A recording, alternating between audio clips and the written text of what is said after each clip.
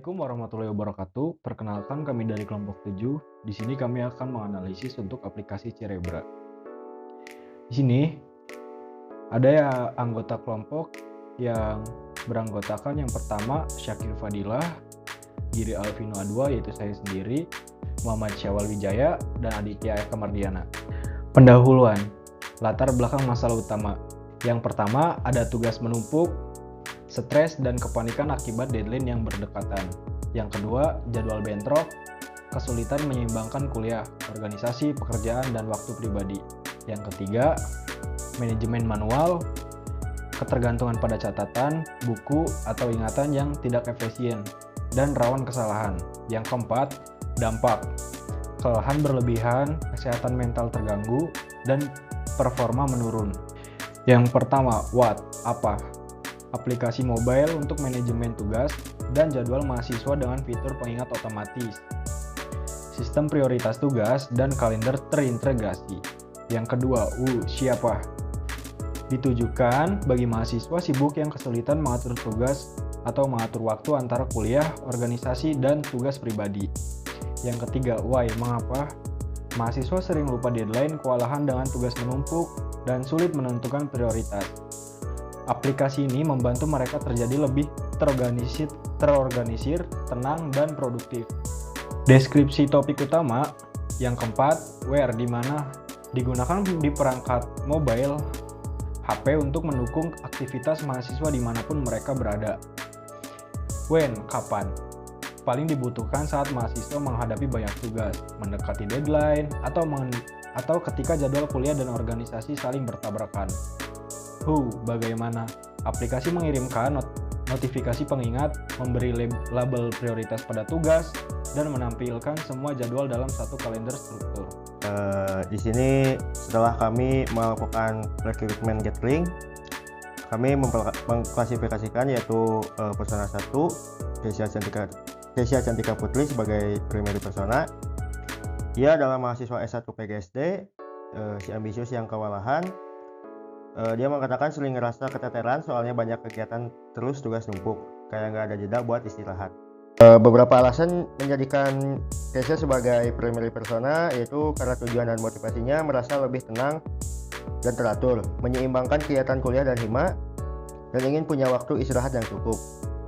Pain points-nya yaitu stres berat saat tugas menumpuk, jadwal hima sering bentrok dengan deadline, merasa kewalahan secara konstan. Perilaku digitalnya menggunakan notes HP untuk mencatat jadwal, membuat prioritas manual dengan emoji, sangat siap untuk beralih ke solusi digital yang lebih baik. Lalu ada secondary persona yaitu Risma Andini. Ia adalah mahasiswa S1 keperawatan yang memiliki julukan si penunda yang mengenalkan analog. Kutipannya semua terlihat masih bisa dikerjakan nanti sampai akhirnya semua tenggat waktu datang bersamaan. Ini alasannya menjadikan Risma sebagai secondary persona yaitu karena tujuan dan motivasinya tidak terburu-buru mengerjakan tugas, punya waktu istirahat dan sosialisasi, ingin kegiatannya berjalan teratur. Pain points-nya cenderung menunda pekerjaan, kewalahan jika ada tugas atau rapat mendadak, stres saat semua deadline datang bersamaan. Perilaku digitalnya mencatat jadwal di buku fisik, sering mengandalkan ingatan, perlu diyakinkan bahwa sistem digital lebih menguntungkan. Lalu ada secondary persona yang kedua yaitu Jakarta Wibawa. Dia adalah mahasiswa S1 Informatika, memiliki julukan si pasif yang mudah lupa. Kutipannya butuh orang yang mengingatkan ketika adanya tugas. Beberapa alasan yang menjadikan Jaka sebagai secondary persona yaitu tujuan dan motivasinya mengelola tugas agar terkontrol, menghemat waktu untuk proyek lain. Pain points-nya suka lupa tugas menumpuk, beberapa tugas dikumpulkan melewati deadline. Perilaku digitalnya mengecek tugas via LMS, berpusat pada laptop untuk mengerjakan tugas, membutuhkan sistem pengingat yang proaktif untuk mengubah perilaku. Lalu ada di sini minority persona yaitu Yulistina. Ia adalah mahasiswa S1 keperawatan dan host life, si pekerja keras dengan kebutuhan spesifik. Di sini ada beberapa alasan yang menjadikan Yulistina minority persona yaitu karena tujuan dan motivasinya merasa tenang selesai semua aktivitas selesai, menjaga kesehatan dan menghindari kelelahan, mengelola file tugas dengan mudah. Pain points-nya sangat lelah setelah kuliah tapi harus tetap live, kesulitan membagi energi antara kuliah dan tuntutan host. Lalu ada perilaku digitalnya tidak punya sistem pelacakan khusus, jadwal live bersifat reaktif bukan terencana, membutuhkan manajemen energi, bukan hanya manajemen waktu. Lalu ada klasifikasi persona dan alasan pemilihannya. Kami menjadikan Keisha sebagai primary persona dengan alasan masalahnya adalah inti dari solusi yang ingin kita tawarkan. Perilakunya siap adopsi. Dia sudah menggunakan sistem digital yaitu Notes dan aktif mencari solusi. Dia adalah buah yang paling mudah dipetik dan akan merasakan manfaat tercepat. Lalu ada secondary persona yaitu 2, ada Jaka dan Risma. Alasannya karena mengalami masalah inti yang sama, tugas menumpuk dan stres. Perilakunya butuh edukasi dan dorongan ekstra. Mewakili segmen pasar yang lebih luas, namun butuh pendekatan berbeda untuk akuisisi. Lalu ada minority persona yaitu Silistina. Alasannya karena tantangannya sangat spesifik dan unik. Kebutuhannya sedikit di luar cakupan utama aplikasi tugas standar. Menjadi target untuk fitur nice atau premium di kemudian hari. Yang selanjutnya akan dijelaskan oleh rekan saya yaitu Sawal. Baik, terima kasih kepada Syakir Fadilah telah menjelaskan materi yang sebelumnya. Saya Muhammad Syawal Wijaya akan menjelaskan materi yang berikutnya. Dari masalah menjadi solusi, yaitu rekomendasi fitur. Untuk primary, Keisha, fitur wajib, yaitu MVP. Pertama ada kalender terintegrasi, melihat jadwal kuliah, hima, dan deadline tugas dalam satu tampilan untuk mengatasi jadwal bentrok. Kedua, prioritas tugas cerdas, sistem untuk menandai tugas berdasarkan urgensi dan kepentingan agar merasa lebih teratur. Ketiga, pengingat proaktif, notifikasi cerdas untuk deadline rapat dan bahkan jadwal waktu istirahat. Untuk secondary, Risma dan Jaka, fitur pendorong adopsi. Yang pertama ada input tugas mudah, fitur untuk menambah tugas dengan cepat, misal via foto catatan, untuk menarik pengguna analog seperti Risma.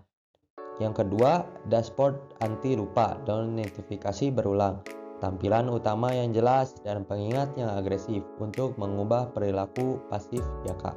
Lalu yang ketiga untuk minority Sulistina, fitur potensial masa depan. Ada kesatu template jadwal berulang untuk aktivitas rutin seperti jadwal live streaming. Kedua, pelacak energi, yaitu fitur sederhana untuk mencatat tingkat kelelahan dan menyarankan waktu istirahat. Selanjutnya, apa yang kami pelajari dari pengguna kami? Masalah keteteran adalah nyata dan universal, namun manifestasinya berbeda-beda. Meskipun semua persona mengalami stres akibat tumpukan kewajiban, sumber frustasi dan perilaku mereka sangat beragam. Ada yang proaktif mencari solusi digital, ada yang terjebak dalam kebiasaan analog dan menunda, ada yang pasif dan pelupa, dan ada yang menghadapi tantangan unik dalam menyeimbangkan kuliah dengan pekerjaan.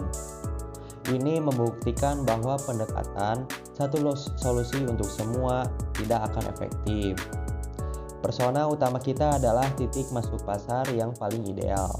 Keisha sebagai primary persona bukan hanya target yang paling mudah dijangkau, tetapi juga yang paling mewakili nilai inti aplikasi kita.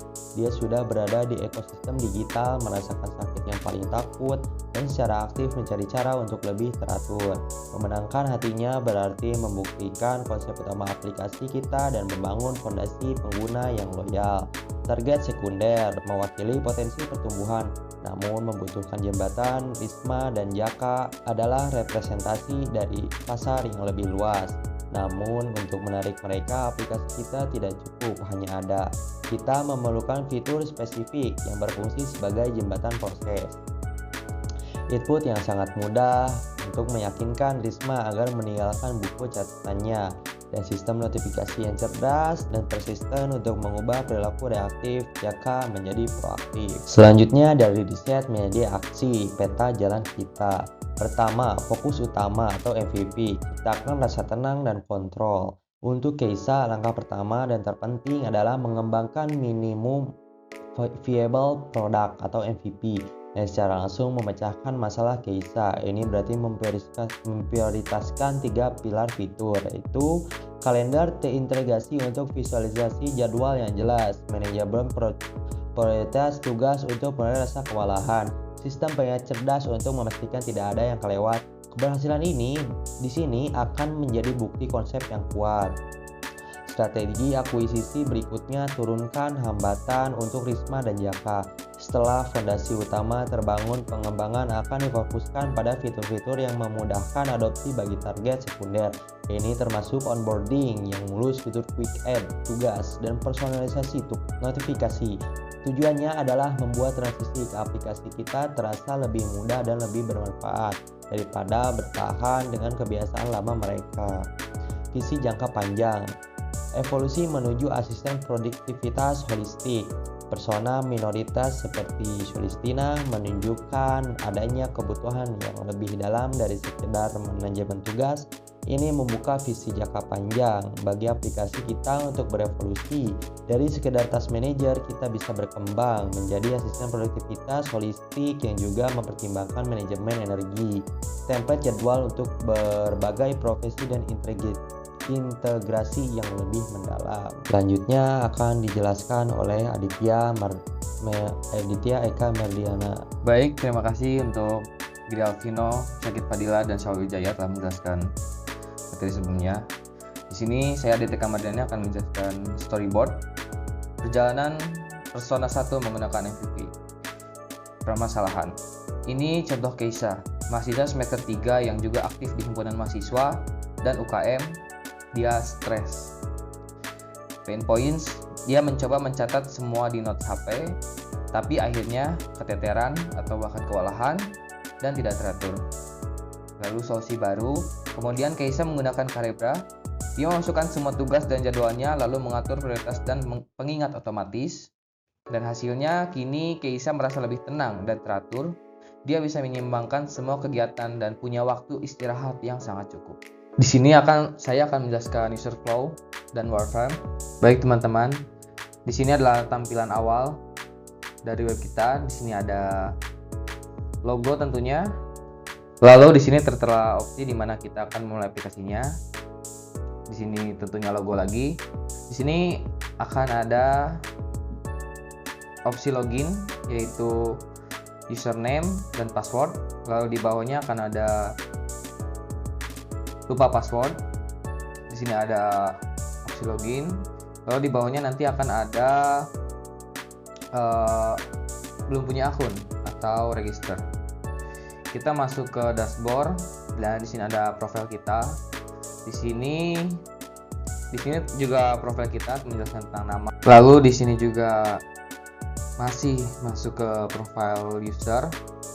Di sini ada opsi kalender terintegrasi, ada task atau tugas, dan ada prioritas. Tentunya di sini ada pop-up di mana ini adalah pengingat atau tugas mana yang paling prioritas. Lalu kita masuk ke menu kalender. Di sini ada kalender, tentunya ini ada menu search. Di sini ada tanggal, bulan, dan tahun. Tentunya ini ada keseluruhan kalender dalam satu bulan. Lalu di sini ada opsi task, tentunya ada fitur search, dan ini adalah tugas-tugas yang tentunya harus kita selesaikan. Di sini opsi prioritas tugas, tentunya selalu akan ada fitur search. Di sini adalah reminder pengingatnya. Di sini tentunya ada pengingat-pengingat yang akan nanti mengingatkan kita. Dan sini adalah mockup kalender yang tentunya lebih luas, lebih banyak opsi kita untuk menemukan tugas-tugas mana yang perlu didahulukan. Dan terakhir di sini ada menu logout, pemirsa. Lalu selanjutnya di sini ada BMC, Key Partners, penyedia layanan cloud atau server, organisasi kemahasiswaan atau BEM untuk promosi, lalu Google Play Store atau nanti akan menjadi distributor kita. Key Activities, pengembangan aplikasi, frontend, backend, dan pengujian, riset dan analisis pengguna, pemeliharaan platform. Key Search, Key Resources, tim pengembangan atau SDM, infrastruktur server, database, dan platform aplikasi. Lalu value proposition-nya membantu mahasiswa menjadi lebih terorganisir, tenang, dan produktif. Pengingat otomatis, sistem prioritas dan kalender terintegrasi, customer relationship, self-service, layanan otomatis berupa notifikasi pengingat, dukungan pengguna, channels, media sosial untuk promosi atau aplikasi mobile, customer segment, yaitu mahasiswa yang sibuk, mereka yang sering merasa khawatir, stres, kewalahan, dan tugas menumpuk, bahkan sulit menentukan prioritas. Cost strukturnya, struktur biaya utama untuk aplikasi ini akan didominasi oleh biaya teknis dan operasional. Ini mencakup biaya infrastruktur yang berkelanjutan seperti biaya sewa server, cloud, dan pemeliharaan database untuk menyimpan data pengguna. Selain itu, ada biaya pengembangan awal dan pemeliharaan rutin yang mencakup sumber daya, gaji atau upah. Untuk tim developer dan desainer yang bertugas memperbaiki bug dan mengembangkan fitur baru, biaya lainnya termasuk biaya platform untuk mendistribusikan aplikasi seperti komisi Google Play Store, App Store, lalu dan biaya pemasaran untuk akuisisi pengguna baru. Revenue stream, arus pendapatan untuk aplikasi ini kemungkinan besar untuk mengandalkan model premium. Artinya aplikasi ini akan ditawarkan secara gratis untuk menarik basis pengguna yang besar, di mana fitur-fitur ini seperti membuat daftar tugas dan pengingat dasar tersedia untuk semua orang dan semua kalangan.